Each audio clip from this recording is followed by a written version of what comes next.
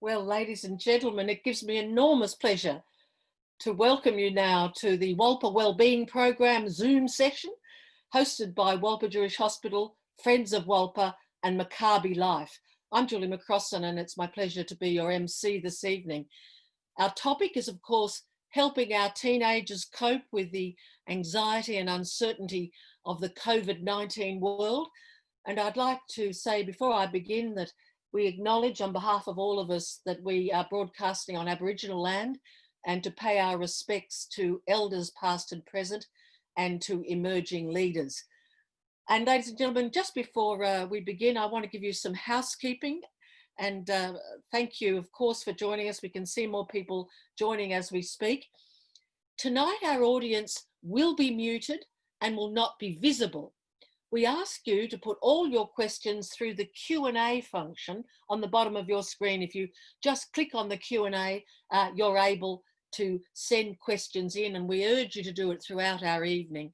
We will not be using the chat button, so do not use the chat button, just use the Q&A. And we will have a question moderator, Dr. Alan Schell, and I'll tell you a little bit more about him later. So, ladies and gentlemen, to begin, it's my pleasure to welcome the President of Wolper Jewish Hospital, Richard Glass.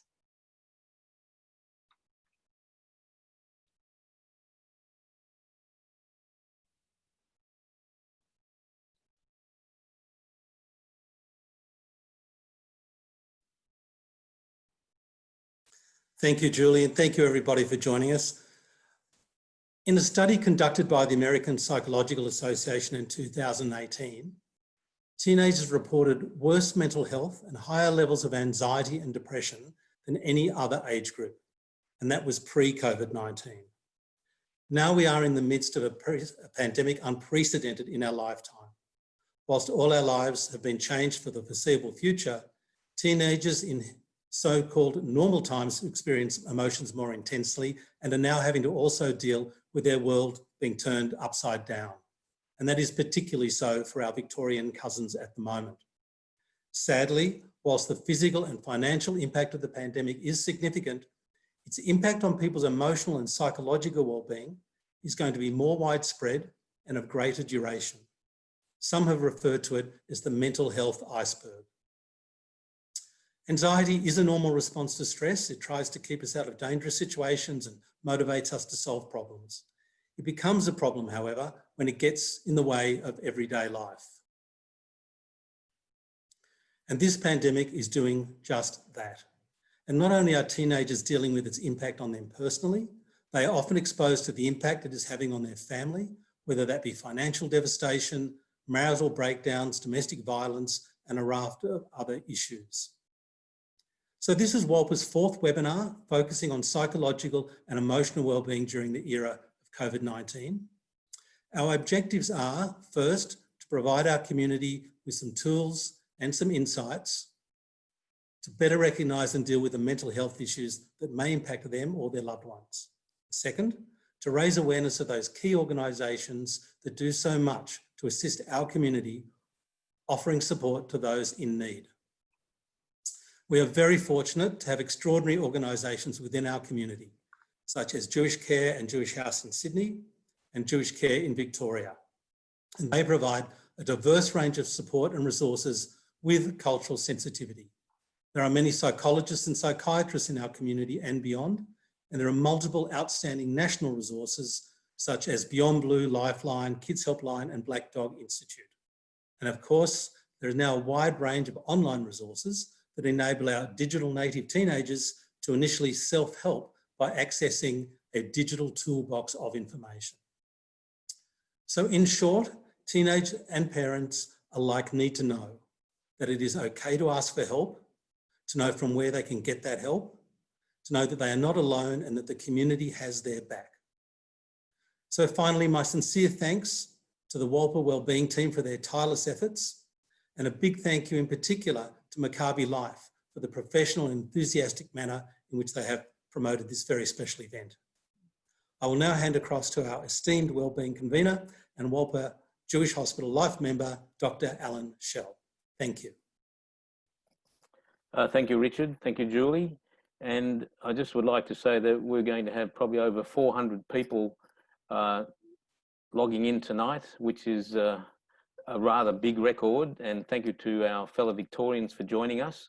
For those, many of you who don't know, Wolper Jewish Hospital has been around for almost 60 years, providing currently one of the best rehab centres, post-operative centres in Sydney, after, say, knees and hip operations, as well as palliative care and ongoing medical care. And part of that has always been our wellbeing program, which has been going for over 15 years, to help you understand some of the common medical issues out there, such as this big one tonight. And we have typically 5 second monthly sessions, and we've already gone past that number this year, and we have 2 more for you. And just to let you know that, yes, we do have your emails, but we only use it to keep you informed about what we're doing in the wellbeing program. So without further ado, I really would like to thank Maccabi Life, and I think many of you have joined us this evening, and I've been a long time Maccabi member, so welcome. And I'd like to hand over to Jeff Scher, who, as President of Maccabi Australia, will give us a brief on a little bit about Maccabi Life. Thank you, Jeff. Thank you, Alan, and welcome everybody. And we look forward to this evening with great anticipation. I will share with you a screen, and hopefully you can all see that now. And I'll run through this in the next 2 or 3 minutes. We do appreciate most greatly the collaboration and support that we have had from Wolper Hospital over the life the time that Maccabi Australia has been operating, which is going on now for about 18 months. And for this particular event, a sincere thank you to Richard and Ruth and Josephine and Michelle Stockley, who've worked tirelessly to put this together. We do appreciate that collaboration in this community is really important.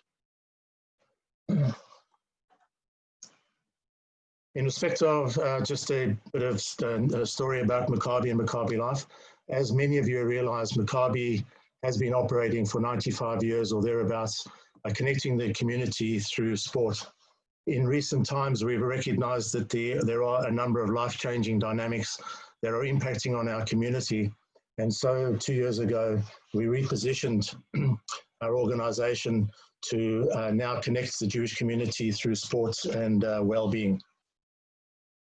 So Maccabi Life essentially is a wellness program designed to encourage behavior change.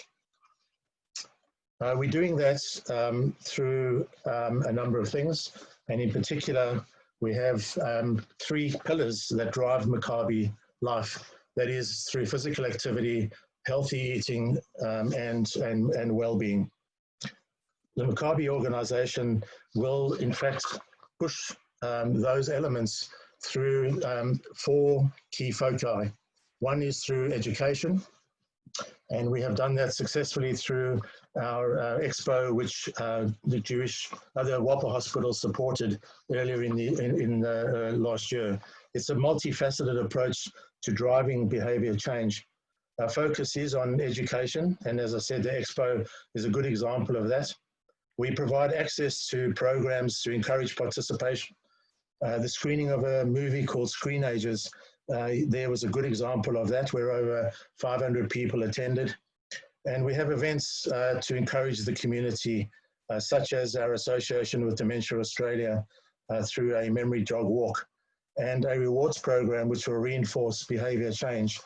More about this later on in the year. So essentially, Maccabi Life, our investment has been through, and it was, as I said, launched about 18 months ago, an online gateway. That online gateway has an encyclopedia of rich health and well-being content, which has been tailored for the community and offers resources such as an A to Z of medical encyclopedia, thousands of articles on well-being, and many recipes that one can access.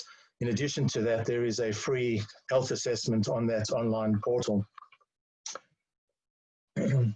Most recently, and because of the dynamic changes that have taken place, and who would have thought in December 2019, we would be where we are today. To be nimble and responsive to the circumstance, we have developed and launched a new website called Maccabi Updates. The intention is to remain dynamically responsive to the changes we all face currently. That website has lots of information on mental health, catering to all of our demographics. It has a rich elements to it with all of the COVID-19 information, practical as well as health advice presented by some of the leading thinkers in this area. And more recently, we've added a number of digital and online workouts, particularly for those people in Victoria who are currently locked down. The Pilates sessions by Taryn are definitely worth doing. And lastly, we have, as Wolper do, a number of online seminars and webinars that we are offering to engage the community in relevant and meaningful topics. We have a series of these coming, and we'll send further information about this in due course. So Maccabi recognizes its role in connecting the community through sport and well-being, and our goal is to build and protect future generations. In closing, I just want to thank again all of the people from Wolper and indeed the speakers tonight in providing a very rich and interesting topic of conversation. So thank you to all. Well, thank you so much. Thank you so much, Jeff, and also to Alan and to Richard as well. I'm hoping you can all see me now. Thank you so much, gentlemen. And I just want to show you, ladies and gentlemen, this is how you clap online. This is deaf signing for clapping. And even if you're alone, I encourage you to do it. It's really nice to give some sort of physical feedback to people. Well, ladies and gentlemen, we welcome to those who've just joined us. I'll give you our housekeeping again in a moment. But I want to say that before I introduce our marvellous panel to look together at this question of how we can assist our young people in this time of uncertainty and anxiety of COVID-19, we want to give our panel some information about you, the audience. So we're going to ask you to do 3 poll questions. We'll do them one at a time. We'll do a poll question and then we'll see the answers, do a poll, see the answer, do the poll, see the answers. And this will enable our panel to be informed about who you are. And then I'll introduce our psychiatrist and 2 psychologists who'll be answering your questions all evening. So I'll ask Jackson, our technical man who's up in a stratosphere satellite, could he put the first of our 3 poll questions onto the screen? And this is asking you to tell us what age group you're in, a little bit about yourself. And if there's more than 1 person watching together, please fill in more than 1 square. I'll just be quiet while you fill that in.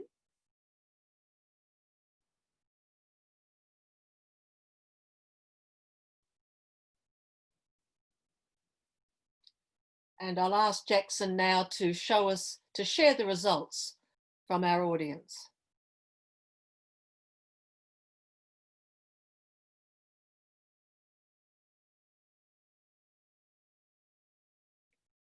%, teenagers, 61% parents of a teenager, 12% grandparents, 12% concerned community members, 19% teachers or other educational professionals, and we welcome you, and 14% mental health professionals. I'll ask Jackson now to put up our second poll, which is where you are watching us from, where you're located. And as Alan and Jeff did, we thank Maccabi for promoting our evening so well tonight. Are you in Melbourne? Are you in regional Victoria? Or are you somewhere in the rest of the country? Again, you can answer more than 1 if you're with another person.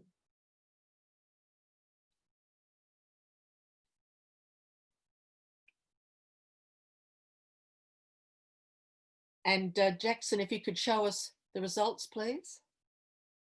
38% are in Melbourne, and we send an especially warm greeting to you. 1% in regional Victoria, and an even warmer welcome to you. Thank you so much for joining us. And 61% from the rest of Australia, which will be is likely to be primarily Sydney. And our final question We've given you a list of concerns about teenagers that you're feeling at this time. Could you click the 2 primary concerns that you have for any teenagers in your life at the moment?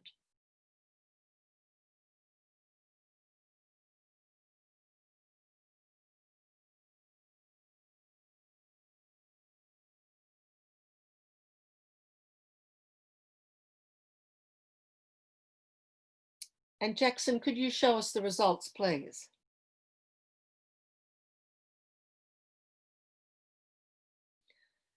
Use of electronic devices, 46%. Social isolation and withdrawal, 45%. Missing milestones such as school trips, 40%. Anxiety or depression, 52%. Use of drugs or alcohol, 10%. And 4% other. So thank you for filling in more than one there. We can see that that's occurred. But almost equal concern there for a number of items. Jackson, I'll ask you to remove that now, and I'll welcome Dr. Alan Schell back, who will be acting as our question moderator tonight, as you send your questions in. But Alan, just any reflections on what you've seen there before I introduce the panel? Well, as expected, we certainly have the majority of parents, but equally we have grandparents like myself, and thankfully we have 33% mental health professionals and teachers, and we shouldn't forget that school counsellors are often the first port of call for students at school, and certainly in Australia we're very fortunate that we have a very strong school counselling program in all schools. The next question, of course, is thank you to, well, there's 40% almost of Victorians to 60% of mostly Sydney, New South Wales, so welcome Victorians. And in the last, not unexpected, we do know that there's, and we had approximately 233 people registered online, but we know there's many more sitting at home. We have 178 people answered, which is quite a large number out of 230. And anxiety and depression leads with 52%, but equally, we know electronic devices, social isolation, and missing milestones are very major issues. And I'm sure that for all the people out there tonight, our panelists will answer most of those questions. I've also got a large list of pre-registration questions and a couple of new ones. So from time to time, Julie will come back to me and we'll try and answer most of those, but knowing that our panelists will probably answer a lot of those for you. So thank you, Julie. Thank you, panelists. Thanks, Alan. And just quickly, our housekeeping again, if you've just joined us, our audience is muted and not visible, but all questions will be going through the Q&A function. So at the bottom of your screen, you'll see Q&A. Just click there and get your questions coming in. We'll go through as many as we possibly can. We're not using the chat tonight, just come through Q&A. And Alan will be looking through the questions and looking for themes and amalgamating questions, but doing his best to bring all your concerns to us. So let me introduce our panel now. I'll just give you a quick sense of who they are and give more information when I actually come to speak to them. But our panel tonight, Associate Professor Elizabeth Scott, Notre Dame University, a working psychiatrist and a medical director of U-Space at St Vincent's. Dr. Andrew Campbell, psychologist and chair of Cyber Psychology Research Group at the University of Sydney, and I'll tell you a little bit more about Andrew when I bring him in, and Dr. Eliza Werner-Seidler, who's a psychologist and a senior research fellow with the well-known Black Dog Institute. Could you make them welcome by all doing that, Alan? If you can do it, because you might be the only other person that people can see. Thank you very much. I'd like to come to Elizabeth Scott first, if I may. And welcome, Elizabeth. And I just have to let the audience know that your teenage son had to assist you technically before he did. He did. Which I just thought we should have had it on screen, the vital role of teenagers in our life. But Elizabeth, as I said, is a psychiatrist, medical director of U-Space at St Vincent's Private Hospital in Sydney, and a research affiliate with the Brain and Mind Centre at the University of Sydney. Just quickly, what is U-Space? So U-Space is a young adult mental health unit at Private, and it was established it's an inpatient, outpatient, day patient service established to meet the needs of young people with severe and mental health. And We were one of the first units of its type to open in Australia. We have a very dedicated group of staff. We do a lot of multimodal of young people with mood disorders or psychotic disorders, anxiety. We've been very busy since we opened. We're very busy now. Okay, now Elizabeth, we are having some sound issues with you, and I don't know if there's anything you can do, but we'll persist. When you say you're busy now, are you indicating that you're seeing in your frontline work a higher rate of mental distress among young people? We are. So we've seen a rate of admissions, we've had an increased rate of referrals. We have very long waiting lists now, much longer than we would have had 6 months ago. So, and I think this is reflected around Australia. Certainly we've seen that in Victoria with an increase in presentations to emergency departments for young mental health disorders. And we had a number of scenarios that were given to us in the promotion of our evening tonight, looking at helping teenagers cope with anxiety and uncertainty in the COVID-19 world. One of them was the issue of, what if I have a teenager in my life who was struggling for the very first time with mental health issues? People are looking for practical advice for that young person for the very first time showing distress. What's your advice to a parent or grandparent? So communication is always the first kind of line. Try and sit down in a conversation to understand a little bit about what that stress and anxiety is about. Is it something that's related to a recent event, or has it been a while? And if it is something that really is increasing or has been there for a sustained period of time, then to sit down and seeking help. One of the first lines may be seeing the school counsellor, I think as Alan has said, going to the GP and getting some advice, or maybe to a headspace site. We have many great headspace sites around Australia now. So we have many more options for young people. There's also a lot of online, as we've heard. So trying to first understand what the nature of the problem is, communicate, get an idea about, and then get the young person to that support. Now I'm going to come in, Elizabeth, because unfortunately we're losing about a third of what you're saying. So what I'm going to do is to go to another member of our panel, and I'll ask you to rush towards your young male teenager. I will find him. And see if there's anything you can do, and I will come back to you. But thank you for those opening remarks, and I think a clear message: start talking and get professional help. Don't hesitate to do so. So we'll come back to Elizabeth. If I may come to Dr. Andrew Campbell, and you'll remember that Andrew is a psychologist. He is working as a practicing psychologist. He's chair of the Cyber Psychology Research Group at the University of Sydney, and a researcher and teacher in e-mental health as well as child, adolescent and family health. So welcome to you, Andrew. And I love your spacey background. As you're involved in cyber psychology, I'm hoping all your technology will be absolutely up to scratch. But, I'd be horribly embarrassed if it wasn't, but yes, you never know. There could be gremlins in the system. We'll wait and see. Just quickly, what is cyber psychology? What's this field that you're part of? Cyber psychology is a multidisciplinary field which is led by psychology, but actually looks at how we use modern day technology to help mental health and well-being in general. Essentially, the adage is that technology is not to blame, human beings are. Let's use it for better mental health and better well-being by understanding how we blend technology with our lives rather than blaming technology for the problems.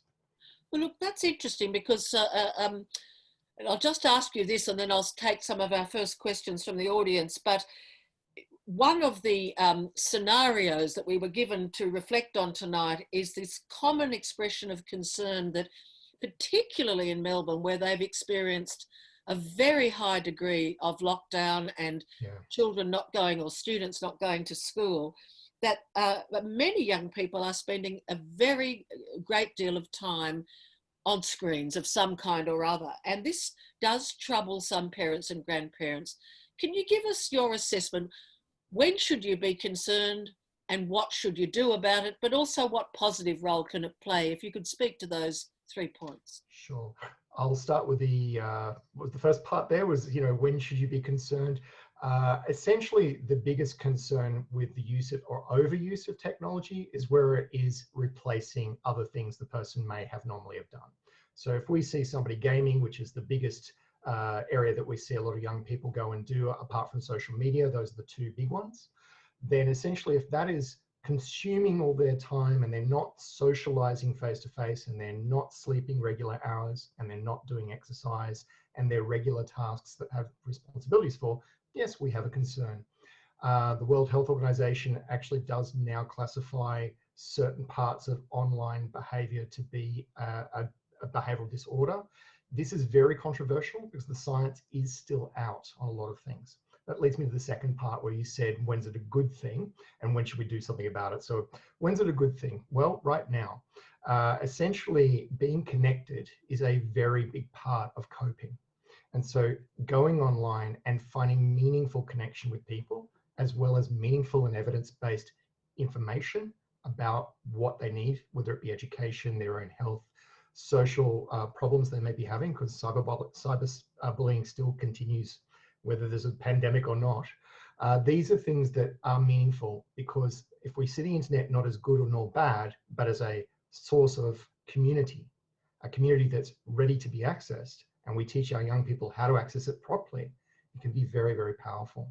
And so the last part about, you said, what should we do if there is a problem? Well, going back to Elizabeth's comments, it's really about seeking help through professionals, whether it be a psychologist or a psychiatrist. The very first point of call for most parents when they're worried about their kids really should be their GP. So while the GPs are not necessarily trained in the expertise of what could be going on neurologically with the children who are spending too much time online, they will be the gateway to filter through the wonderful sources that Elizabeth already listed with USpace, Headspace. And I also want to give a shout out to Kids Helpline, who does quite a lot of work from 25 years of age down, as well as Parent Line, that actually helps parents. They work closely with the E-Safety Commissioner, who actually works along the side of psychologists like myself, who inform the material to help people get either mental health help, balancing their life in regards to what do we do when we're locked down and we don't want to spend so much time online, and also giving them hope about the future, looking at that this is a moment in time. It's not going to be forever, but the world is changing and we need to get young people engaged in that thinking as well, not to be bogged down with helplessness and hopelessness, which is really pervasive right now and generating a lot of anxiety with young people. Look, thank you so much, Andrew. I'll come to Dr. Alan Schell, and let's have our first question from the audience, Alan.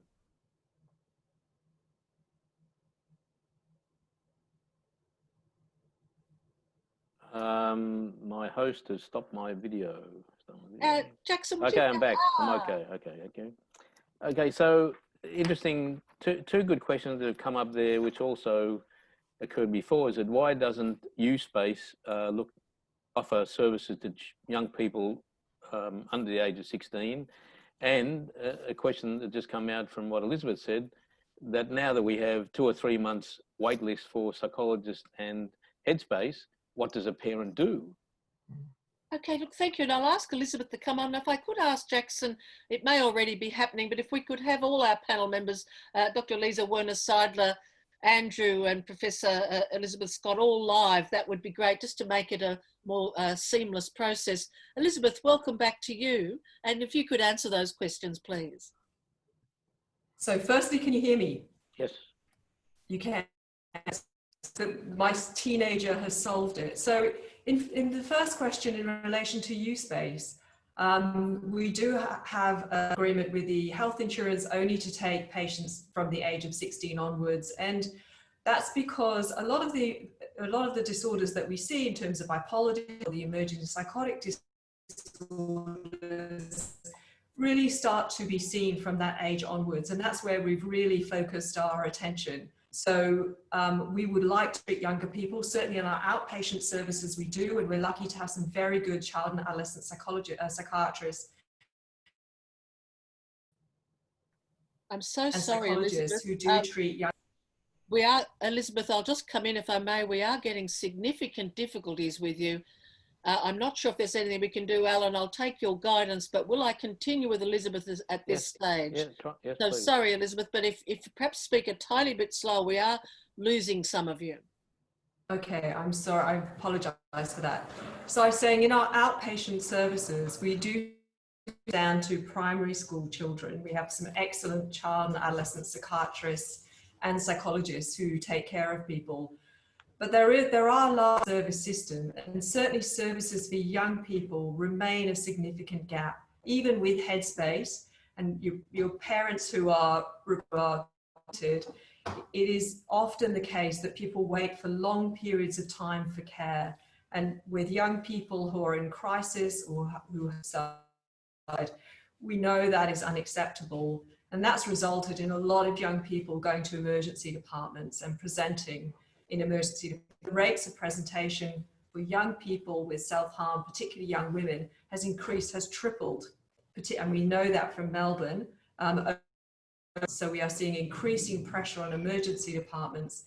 And it is because we really do not still have adequate services for young people. And where young people are starting to develop more severe mental health disorders, which may then continue into adulthood, and with loss of life in some cases. So these are really serious issues. I'll come to Dr. Elisa Werner-Seidler, psychologist with the Black Dog Institute, and I know, Elisa, that you also give direct care. Is the access to mental health services for young people yet another inadequacy in our health system that's being highlighted by the pressure of COVID-19? Yeah, look, it's a really good point, and it's absolutely the case. I completely agree with what Professor Scott has already said. Getting young people into care and getting them into the right quality care at the time that they need it is a huge challenge. And I guess one of the almost positives that I see from the current situation and the coronavirus is highlighting this need. And we've already seen some increased government investment in young people's mental health, particularly in Melbourne. So there's an organisation called Origin that focus on young people's mental health attached to the University of Melbourne.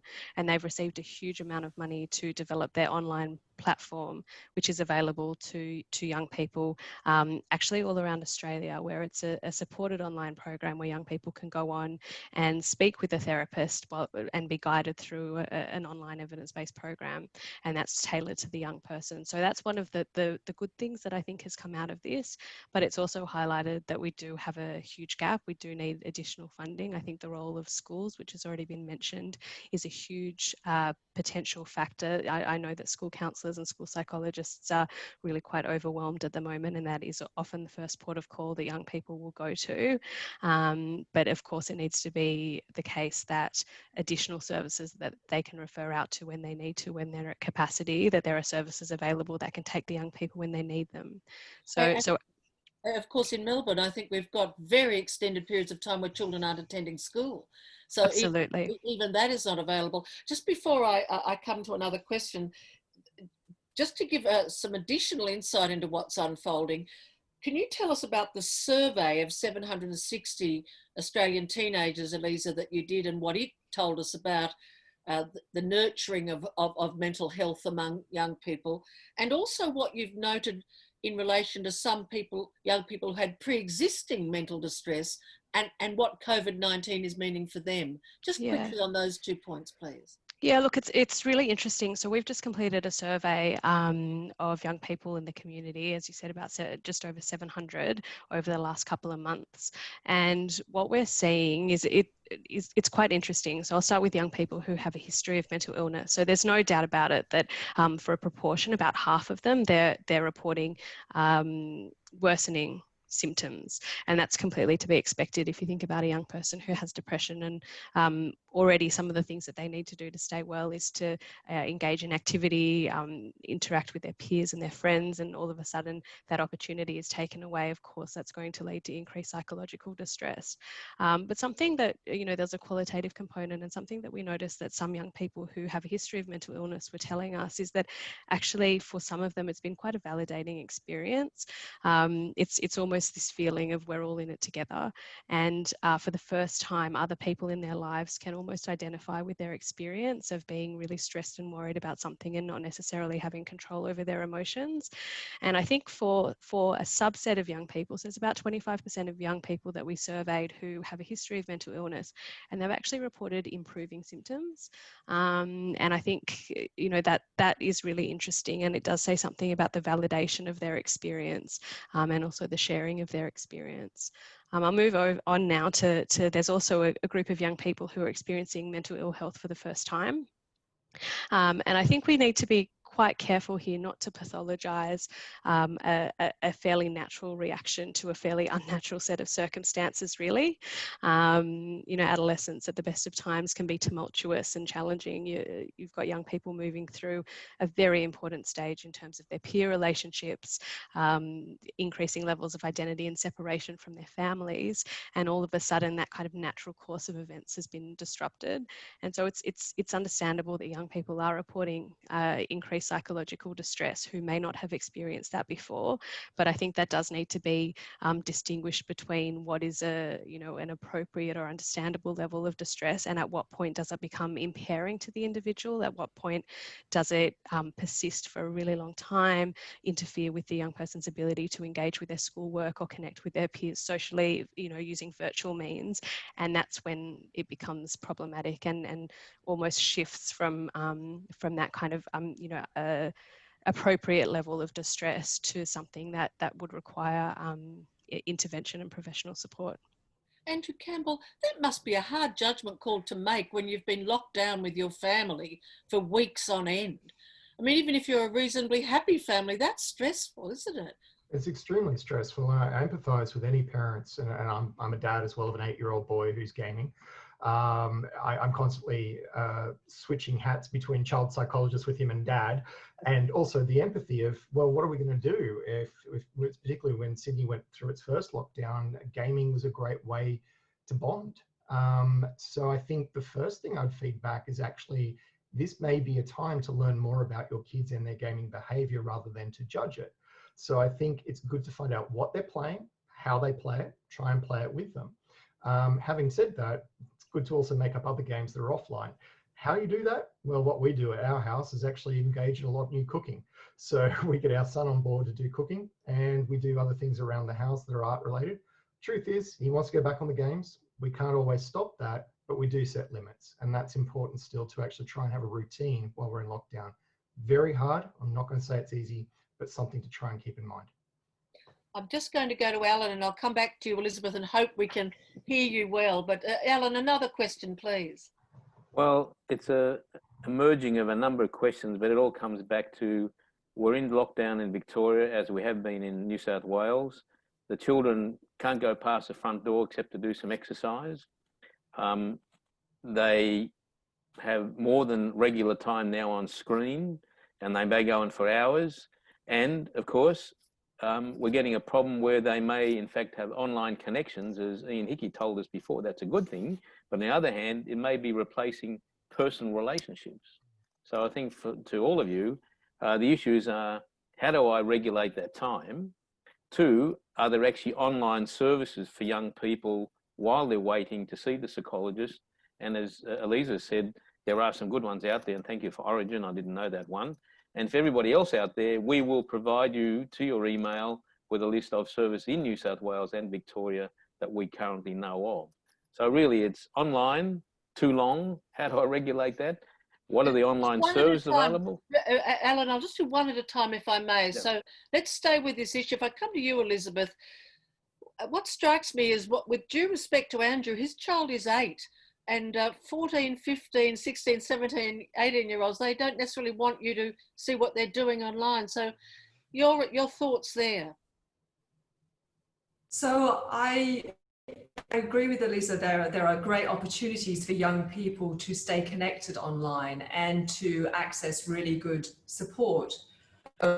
But obviously there needs to be a balance, and with teenagers it's much harder to engage them in other activities. A lot of their social world is related to their phones and their laptops and their iPads.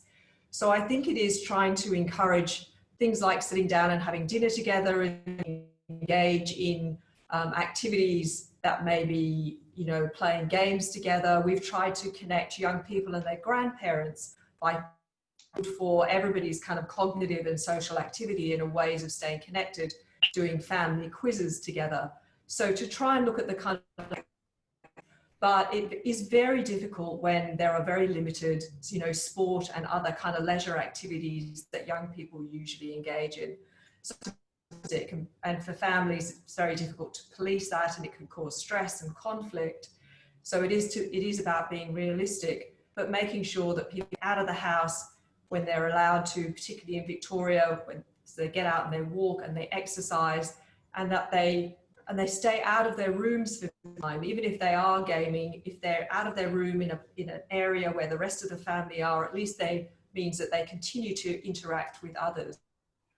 So about it, there are also things that, you know, are likely to, you know, cause difficulties in time when lockdown hopefully is reduced and young people are going to have to spend less time on their screens, go back to school, go back to social and other activities. It's going to take, you know, get them to do that.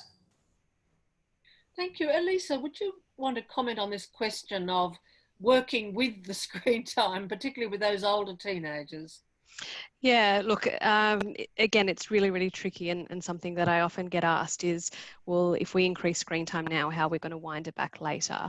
My perspective is really at this point in time, you know, it's really important to, you know, keep the peace in the home, you know, set reasonable boundaries, but try and engage in a discussion, a meaningful discussion with your young person, and come up with some set of boundaries that are agreed upon by all parties, because I think involving young people in the decision-making process is really powerful, and coming up with some, you know, some limits. So whether that is certainly, I think screens late at night potentially can interfere with young people's sleep. Not necessarily, I'm not talking about the screens, but just in terms of stimulating activity and, you know, chatting to your friends on Instagram, you know, 5 minutes before you try and go to bed is probably not conducive to a good night's sleep. And so looking at, you know, when it is appropriate to use technology and when it's not, but also being mindful of the fact that all of us are, you know, we're connecting online, we're working online, we are socializing online, and I think it's very, very difficult to you know, be modeling that behavior, which we need to do in order to, you know, fulfill our, you know, professional jobs and communicate with our peers. It's really hard to do that and then not afford that same privilege to a young person. But of course, it look like hypocrisy, can't it, if we've been on there all the time? Yeah, and you look, I expect that there are many people watching whose kids have told them to get off their phones, you know, and pay attention and, you know, do this and that. And so, you know, it does work both ways. And I think it is really important to try and come up with something that works for your family. And every family is going to be different. But I agree. I think, you know, you do want to encourage young people to connect with one another online at the moment, whether that's, you know, there are creative things that you can do. So you can game against one another, and that has a social component. You know, over and above, you know, texting and chatting, you could get a group of young people who want to do a workout, who want to do a Pilates session, or can, you know, have an online chat and then engage in some kind of activity that, you know, it's not the same as doing it face to face, and nobody's suggesting that it is, but it still has that social component, and that's really important. That level of connection amongst young people, you know, is really key. But then making sure that there is also time for young people to, you know, be engaging with their families. And one comment that I'll say, something that I've been quite surprised, is there is a significant proportion of young people who are seeing some silver linings in what's going on. So there's no doubt that family stress levels are massively increased in more than 75% of the young people that we surveyed. But there's also a level of appreciation of being able to spend more time with family, being able to slow down. For young people who have a history of mental illness, they have more of an opportunity to engage in their self-care activities and do whatever it is that they know works for them. So whether that's, you know, meditation or exercise, or, you know, really just take a step back and focus on, you know, on their own health. And I think that that's also something that shouldn't be lost. Andrew, I'll come to you. I won't always come to all three of you on each question. It's just that this is such a major issue. What I'm hearing from the others and yourself is you've got to, communication is always the heart of it, trying to keep these lines of communication open, and that social connection is good for mental health. Yes. For everybody, including young people. And so try and embrace the technologies in ways that are socially constructive. Is that basically the advice that we're giving? You know, if you were talking to a parent in their 30s or 40s now, what would you be saying? What's the positive things they can do with their teenagers and technology? Number one to me is learn their behaviors as much as you want to try and shape their behavior.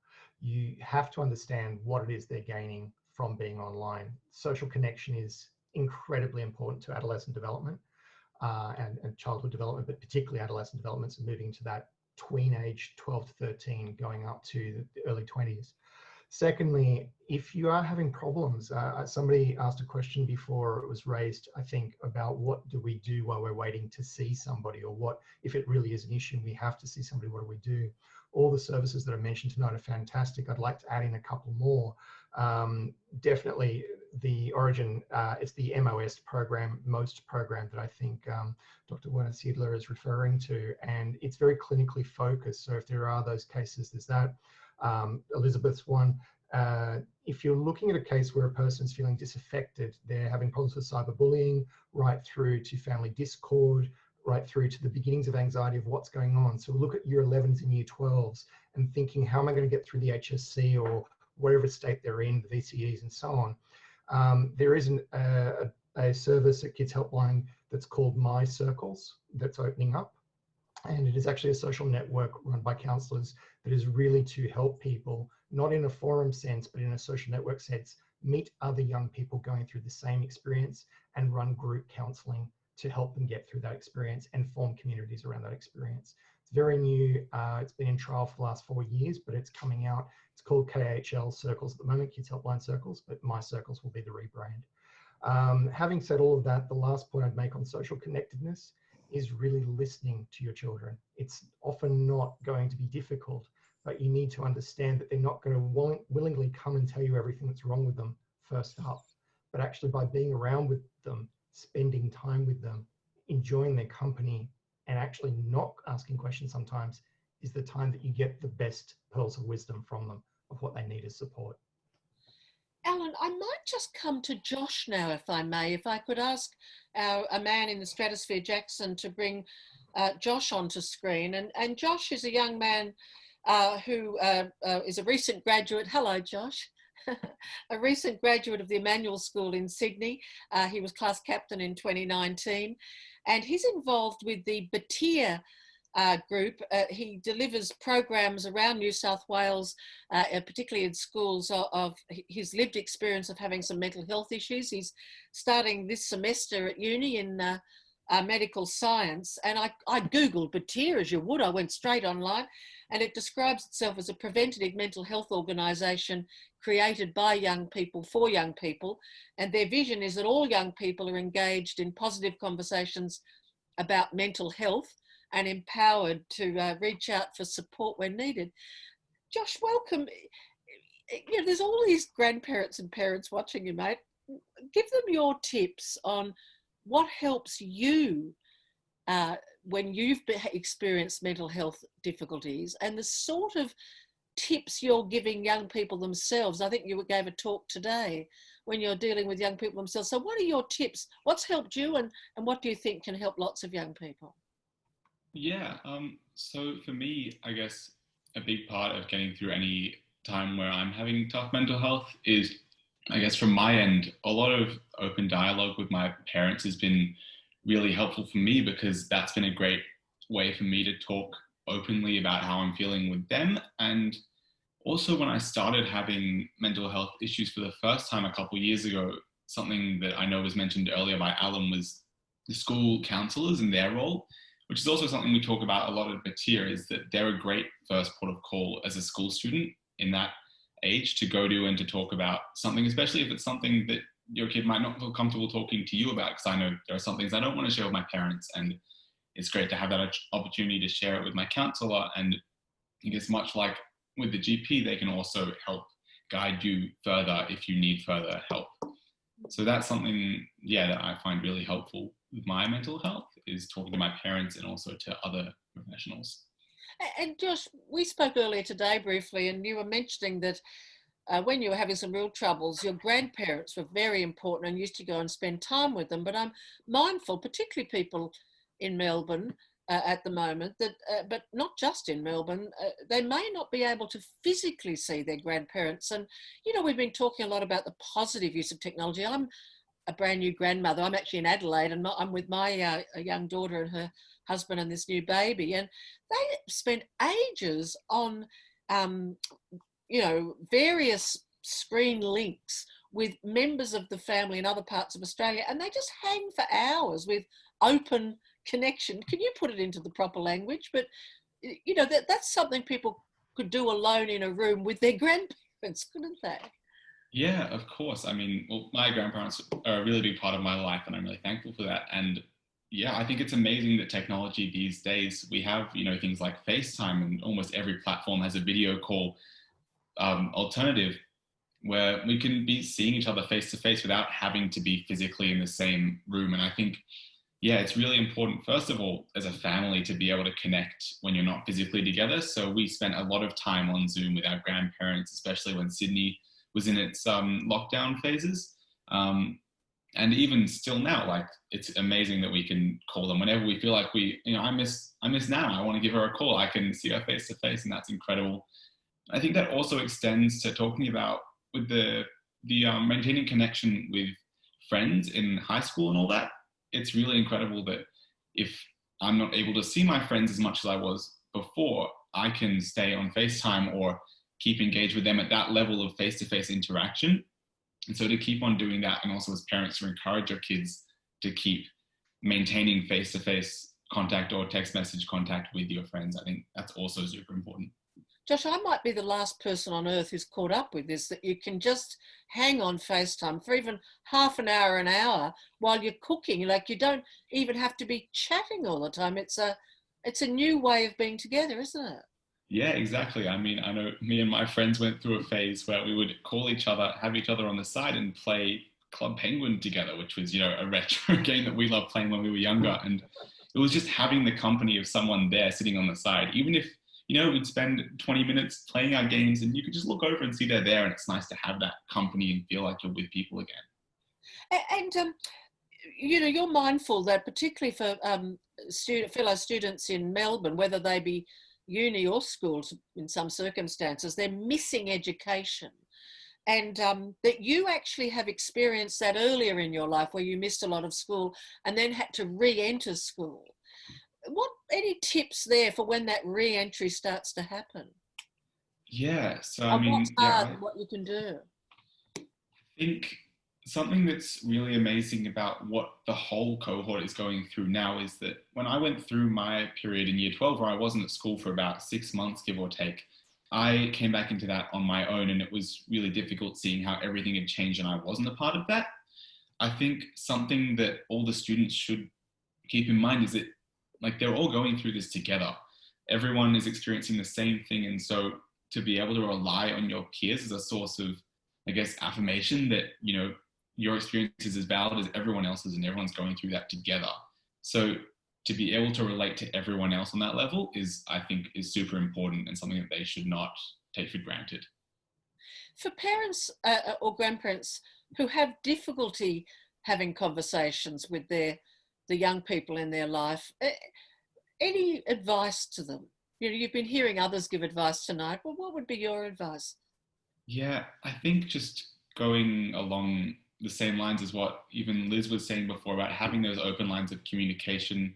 I know even from the experience from the Batir talks that I do, we talk a lot about open questions and not asking questions that result in a yes or no answer, but allowing the other person in that conversation to talk freely. So rather than saying, like, are you feeling okay today? Yes or no. How are you feeling? Like, what's going on?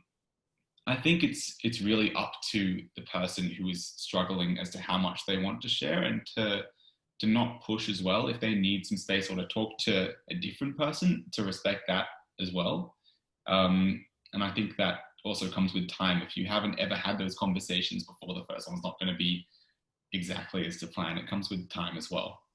I understand your parents were very supportive and helped you find somebody, and also took you to the first appointment and so on. But of course, some people, young people, the last person they want help from is their parents. So what's the advice for parents to help their young person find someone else but get out of the way? I mean, how would you put it? Yeah, I mean, of course, it's amazing to have my parents' help at the start, but for me, it was also great to be able to go and see a psychiatrist or a psychologist on my own and to experience that as part of my own journey. I think it's about, as a parent, being informed about what services there are around so you can help your child. And also, I can't remember who said it, but we were talking about, going to a GP who can then recommend people. So as a parent, just being informed and knowing what other services your child can go and reach out for if they don't feel as comfortable talking to you about that kind of thing, I think that's super important. Well, Josh, I thank you on behalf of everybody here. I think if you could lurk in the stratosphere, I may come back. Yes, if we could do the double clapping. Thanks, Alan. That's great. And thank you so much. And what I might just do is come to Liz, and then I'll come to Alan for another question. Any comments there, Liz, on Josh's contribution that you'd like to emphasise or underline? It's just the wisdom of young people. So just listening to Josh and hearing his experience and how that, the maturity that he has, I think is really impressive. And I think it comes back to the fact that young people actually have very high levels of resilience. We do have very resilient young people in our community. And actually this sense that people are going through this together and experiencing this together, I think has the bring us all, and kind of strengthen the connections. What is important, we think of resilience as an individual character, actually it is a group characteristic. So we are resilient from our family groups, from our social networks, from our kinship groups. And particularly in regional and rural Australia, of actually being good at this kind of community and kinship. We can learn a lot from our Indigenous Aboriginal community about the value of that. So I think the things that we've talked about the strength of families, parents, grandparents, social connectedness, whether that's online or face, about the capacity to help and support others, I think is really important for mental health and the resilience of our community. So I think it tells us a lot about what we can do going forward to support each other, and particularly to support our young people. I think Josh is a great example too of the value of helping others, and you help yourself from that process. It seems to be the heart of this group, Batir, which is, I understand, named after an elephant. It's the elephant in the room. Alan, another question, please. Yeah, I've got to unmute. There you go. Okay, thank you. Josh has raised some very good points, I think, for parents, and we have majority of people watching tonight are our parents, young parents of young people. And for them, there are many questions that come around. What are some of the signs that I have to look out for, and how young or too young is a child that is going to be exhibiting issues around anxiety, even a bit of depression, as you talk about with U-Space not looking after or being able to rebate people under the age of 16. They're going to be kids in their 30s and 14s who are missing out on school, their friends, socializing, and they're going to be anxious and even depressed, as we talk about in our uncertainty of the current situation. So what are some of the things or the signs that parents should be watching out for? And also, second part, to the parents out there and everybody, we will provide you with the names and as much information as we can from Elisa, from Andrew and from Elizabeth on what services are available both here and in Victoria after the event via email. So please be aware of that. So I think, therefore, what are some of those signs? Seem to be many questions on what sort of things I should look out for. How young is young, or teenager from 14 to 19? How do we sort of look out for those things, and what should we do? And again, there are services out there that will be supported by some community services where the cost is sort of negotiated. So, people are worried, how much is it going to cost me if I go and see a psychologist? But there are services out there to support you financially. So please be aware of that. And So some over of to you, them, Julie. thank you. Some of them within the Jewish community. And I think Alan may give us some more information before we close tonight. Andrew, can I come to you? Because I know you're working still directly clinically. Signs and symptoms that you need to help a child or young person get professional help, and when is too young? What ages? I don't think there's really an age you can put on it as such. Neurologically, we're changing quite a lot during childhood to adolescence. Having said that, when we look at the immediate signs, it's withdrawing from social engagement. Sometimes we're looking at our teenagers, particularly we're looking at oversleeping. Difficulty sleeping in general is a big sign. We're definitely looking at changes in diet, changes in exercise, but given the pandemic, this is very hard to pinpoint now. But I think the most important one is the social aspect, looking at how they're engaging. Now that can move from withdrawal to actual extreme anger as well, really lashing out, wanting that space, wanting that ability to go away. There is many different signs, but they're the big ones, I suppose. I would definitely open it to Professor Scott and Dr. Werner Siedler as clinicians as well to add to this list. From my experience, though, it is very hard to get a person in distress to first talk about it. So it's probably good not to take a front-on approach, but to rather take a side-on approach. And that is try to spend time with them doing things that are not direct to the problem, but to get them to open up by being comfortable with you. And to be honest, if they are seeking not your company, but company online to talk about these problems, or if you believe they are trying to, try to get to the right services, direct them to those who can actually talk online. We've mentioned many tonight, and I'm sure there'll be a list, but I think that's so important to give them the choice between parents and familiars to those who they may feel they can disclose more to.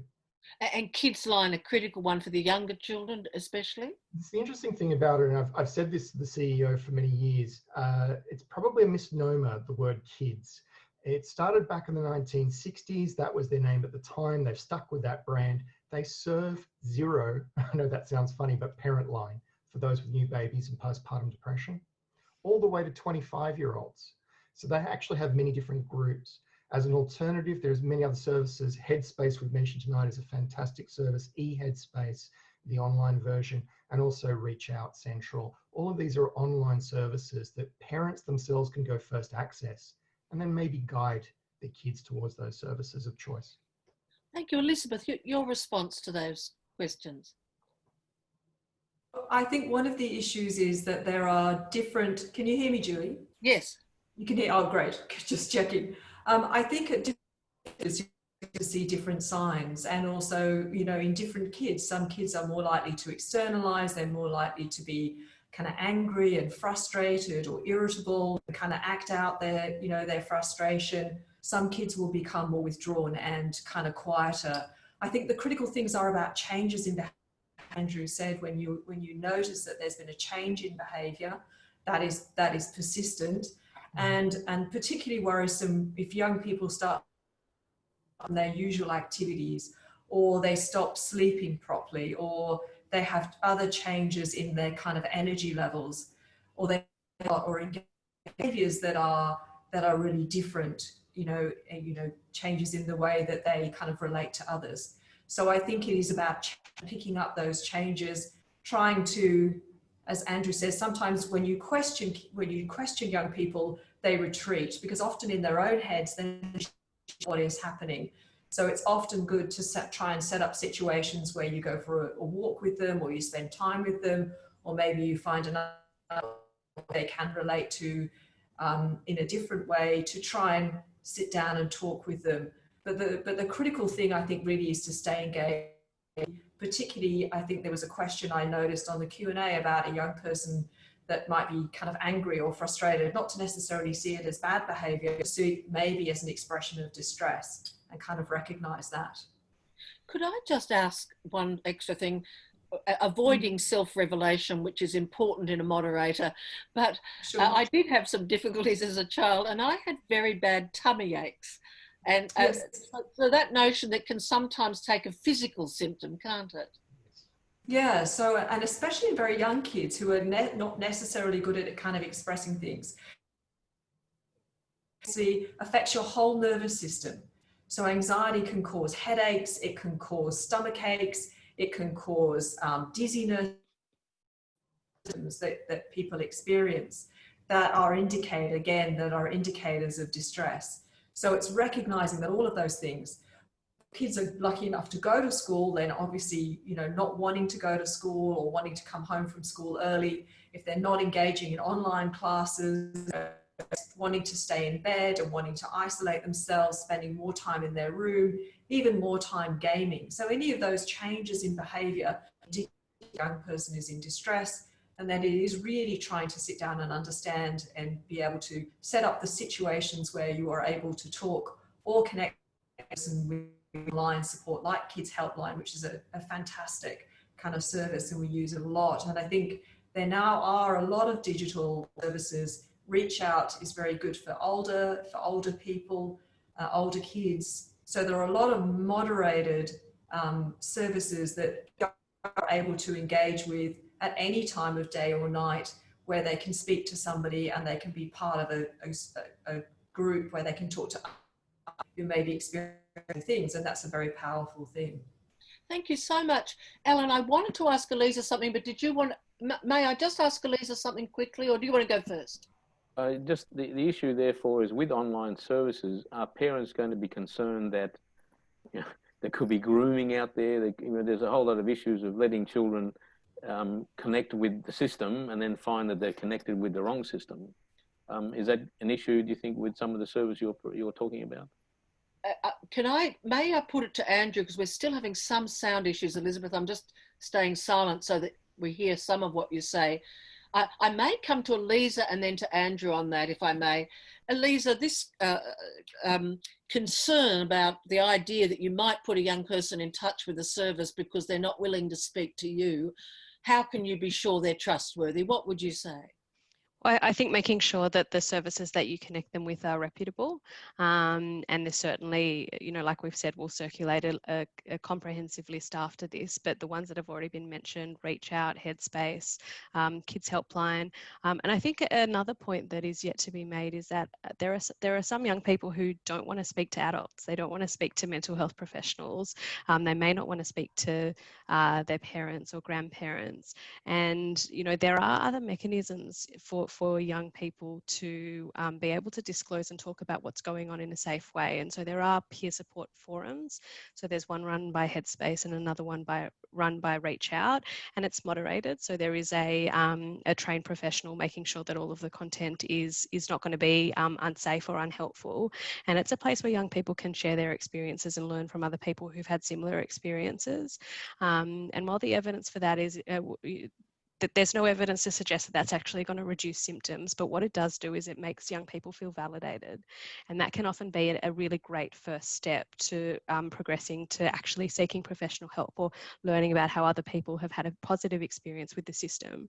And so I guess that, I completely understand the concern, and I would recommend against Googling random services and presenting them to your child. I think it's really important that parents do some investigation first and make sure that all of the websites and recommendations are reputable and have a strong evidence base. Again, I think that this is really important. There are, you just need to go into your app store, into your smartphone and Google, mental health app, and you'll find over 1,000 mental health apps. And but as you say, Elisa, a number of organisations have been repeated by all three of you, and I think that Wolper and Maccabi Life will together ensure that it's only the most reputable that are listed in the email. Origin, by the way, is ORYGEN, isn't it? Just in terms yes, that's correct. But Elisa, can I just say, there's been a kind of an assumption so far that parents are people of goodwill trying to help young people. And of course, the sad reality is that for some young people, the difficulties will be genuine with their parents. Their parents may have their own dilemmas, or there may be domestic violence or whatever. And often grandparents can play a critical role in assisting children in those families. And so just your reflections on that. What if you sadly do not have benign parents and you're in lockdown? How can grandparents or others reach in? Look, that's a really difficult challenge that I think young people in Melbourne are facing at the moment. It's consistent with the increased levels of, there's been a 40% increase in calls to the Kids Helpline just over the last couple of months. We're seeing increased presentations to emergency departments, adolescent crisis units, and so on. It's really important not to wait for a young person to reach out, but rather be proactive and get in touch with them first. So, it could be it doesn't even need to be a grandchild. It could be a neighbor. If if there are people in your community that you're concerned about, and there are young people involved, don't wait for somebody to call you or to contact you in some way. Get in touch with them. Of course, we're limited by virtual means at the moment if you're in Melbourne, but not for the rest of Australia.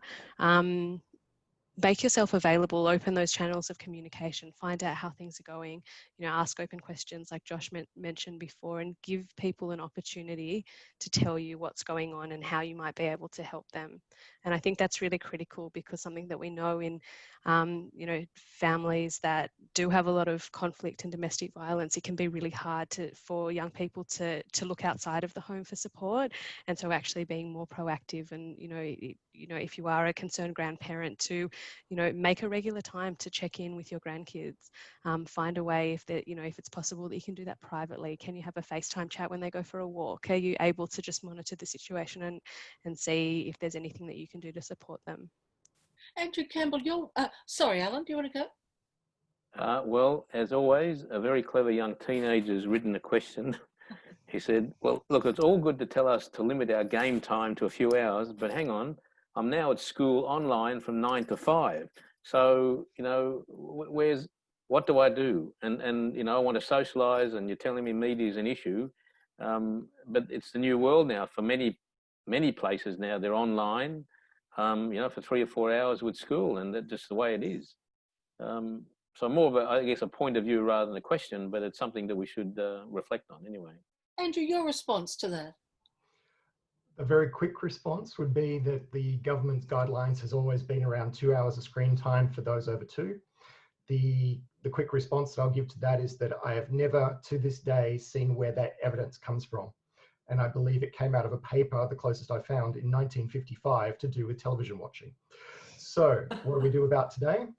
Essentially, what that recommendation was to reduce screen time or try and keep it balanced was for sleep, for exercise, for mood regulation, and face-to-face socializing. And we still want that, but under a pandemic, we can't. So we now have to rely on the tools we have, that is screen time. We will have difficulties, as Aliza mentioned, when it gets to the end of this, rolling this back.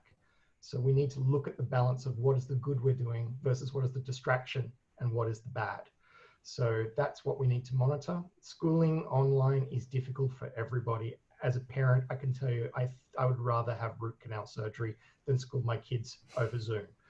But that's where we're at right now, and we have to try and make do with what we've got. If anything, the best thing to do is take a break from the screen once you've done school. Don't go on to gaming straight away. Try and do something else. And Andrew, you work at the University of Sydney, and you still do direct client work. Yes. And my understanding is, just going to that older age group, I'm mindful of Josh, who's about to return to university in Sydney. You've seen a real increase in distress in that older group. So what are you seeing, and what is your advice to parents and grandparents watching this who are worried about those young people? We're seeing, and this is papers that are being literally pushed into publication right now. But in one semester at the University of Sydney, we saw an increase in mental health concerns of the student body, probably go up 3-fold. As Elizabeth rightly said, the waiting lists, I'm not surprised they're getting longer. We had massive demands on the counsellor unit at the University of Sydney, and all services that we've mentioned tonight have had increases. The number one thing we're seeing is that question of, when's it going to end? When do we get the experience we wanted to have as both emerging adults and entering our first steps of our career, which is really what the sampling of the university world is like, or TAFE, or any job for that matter, is that sampling of, is this what I want? What am I learning from this? How do I grow from this? How do I become independent? The next part that was surveyed that was overwhelming was, is there a point to study now? If the world is changing rapidly, if jobs are changing rapidly, If we're not sure careers are going to be there when I finish the study, why am I doing this? Why shouldn't I just do something else?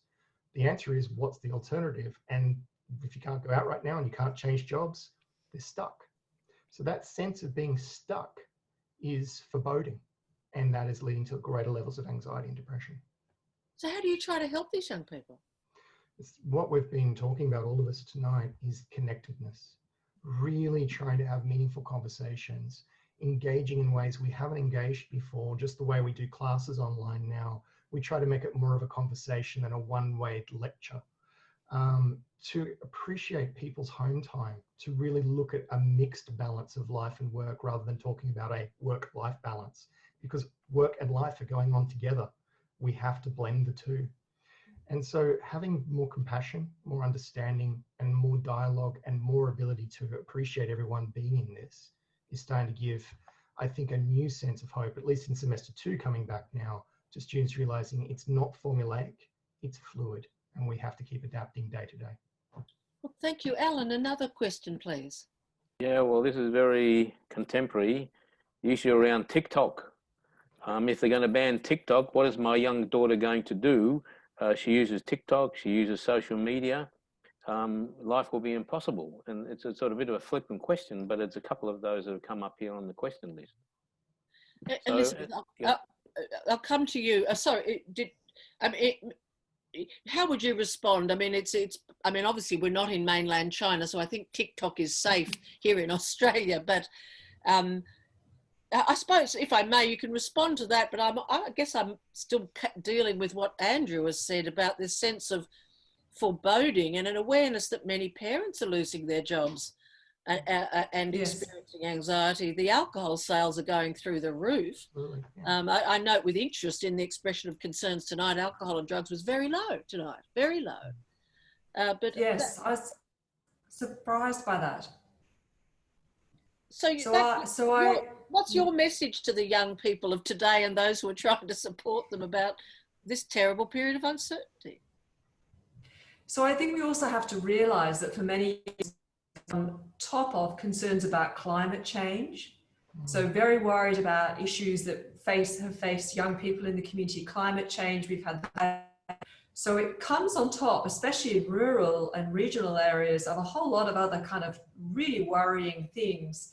So we've seen a lot of New South Wales and on the north coast of New South Wales, where they're very affected by bushfires, and also in Victoria, that levels of stress and anxiety were very high, already very high in the community. Communities were already affected. So this has occurred on top of this.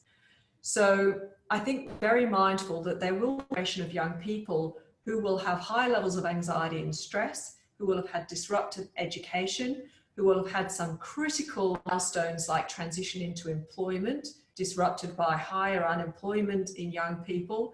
And all of that means that we need to be mindful of our health distribution, that we need to really put more resources into that area. We need better digital health solutions, as Elisa has said, that allow us to provide treatment at scale. We have very good online ICBT, and I'll add to the long list of things that we've discussed this way up, online ICBT, which is free at the moment, and MindSpot are very good psychological resources that people can access. Really workforce.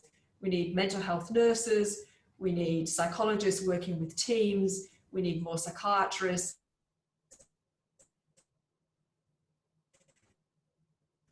We have an internet Elizabeth, problem. I think you've finally frozen, unfortunately. We've mentioned at the time when young people support. Oh dear. Elizabeth, I'm going to have to ask you to stop. I'm sorry, we've lost you in about the last 30 seconds to 45 seconds. I'm mindful we're coming towards the end of our session, and Alan has got some information he wants to give us. But Elisa, if I could just come to you finally. You know, I've been listening intently to everything everybody's said, and I think a lot of good practical information's come out, and we're going to be sending connections to good services. But I've been a sort of a step parent to 2 children since they were 4 and 7, and they're both now late 20s and right at the beginning of 30. And I've been told again and again, it's not actually what you say, it's what you do. And I'm just wondering where that advice fits into everything we've been talking about tonight, that in a sense, as parents and as grandparents, do we need to role model adapting to this remarkable set of circumstances? I used to MC in rooms. I'm now constantly on Zoom. And also, I'm consciously looking for the positive, even in the elections in the United States or the United Kingdom, what's unfolding in Israel. There are many international challenges, but I look for positive and constructive analysis. I guess what I'm trying to say is somehow we have to build a bridge to our young people and say, we are in this together as a family. I don't have all the answers, but I'm going to be with you through all of this, and we're going to do our best to sort it out together. Yeah, look, absolutely. And, there's no point in acting one way but saying something different to your child, because what's going to matter is they're going to see how you see your behavior. And I think one of the things that was going to be discussed was, is it best to shield your child from your stress, whether it's about, your work or your financial stress or whatever change it is. And actually, they already know. You don't need to say a word. They already know. They can, the perception of young people and what goes on in the family home is incredibly astute. And so I think it's much wiser to be open, to model the behaviour that you hope to see. And also, yes, in one way, I think it is really important to communicate this, we're in it together. But the other thing is it's important still that you're the parent. And that young people, your child, your teen, they will be looking to you for reassurance. And I guess they want to see some kind of, order or plan. And so it can be involved, they can be involved in the plan where we're in this really interesting time where we actually don't know how it's going to unfold. There is, I think, a sense of hope. And I think that we can all appreciate that it will end. It's not going to be like this forever. Things will get better. But it can be very, very hard for teenagers to appreciate that their brains are not yet fully developed. The frontal parts of their brain, which is responsible for kind of long-term consequences and looking into the future, is not, that all of that neurological development hasn't yet happened. And so providing some sort of reassurance that there is a plan within your family about how you're going to manage this, and the plan can change, and that's fine. But I think just being able to communicate that, you've got this, and you're doing particular things, you're looking after, parents need to look after their own mental health. They're having a really tough gig at the moment. They need to be engaging in self-care. They need to be, whether it's exercising or cooking or gardening or doing things that they enjoy, and modeling to the young people in their family that they are looking after themselves. And that's a way that the young person can model that behavior and look after themselves as well, while still providing that reassurance that, things are going to get better. And as a family, you've got a plan, and involving the young person in any decision-making processes around that. Look, I'll hand back to Alan now, but I'd just like to thank you on my behalf. I thoroughly enjoyed the conversation. But Alan, will I hand over to you? Thank you. But there are a couple of questions that are interesting. One parent has answered that the reason why drug and alcohol is low is because the kids can't go out. So they can't access, maybe they can access the parents' liquor cupboard, but that's a bit more controllable. And with that, then how do you, there's a program called Parent Power where you can cut the internet. Is that a way to, Andrew, to sort of limit screen time? Does that work, do you think? Yeah, very quickly, there's been many studies to show that there's a limited effect. By that I mean is it works for a while until suddenly young people decide, you know what, I'm going to circumvent this and I'll find other ways to sneak the internet. The best way to work around it is access your phone, Wi-Fi, and go. There you go. Hey, Alan, I'll ask you one last question, but while you then take over. But the access to the general practitioner through e-health, that is continuing, isn't it? Because that's it is, yes, an example of a positive initiative out of the pandemic that hopefully will continue. Can you just explain that? Yes, in fact, Minister Hunt has received a very large signed document from many GPs that we have to continue with telehealth, and particularly where it's been very beneficial in rural settings, and particularly now with this sort of unbelievable pandemic lockdown. So I think that there's certainly, it's ongoing, and I don't think it's going to stop, and GPs have found it effective. Also, they don't want to stop face-to-face because it's important to see people up front. You can't do everything over the internet. And in some ways, you're right, they may be able, a young person may access a GP perhaps easier on an internet face-to-face rather than a physical face-to-face. So I think that we are seeing an evolution in consulting and access, obviously. And with that, we will hope to provide everybody with all the information that you've provided. This is a recording tonight, and therefore we can access it on wolper.com.au. With that, I'd really like to thank Julie and our panelists here, Andrew and Elizabeth and Aliza. Thank you very much.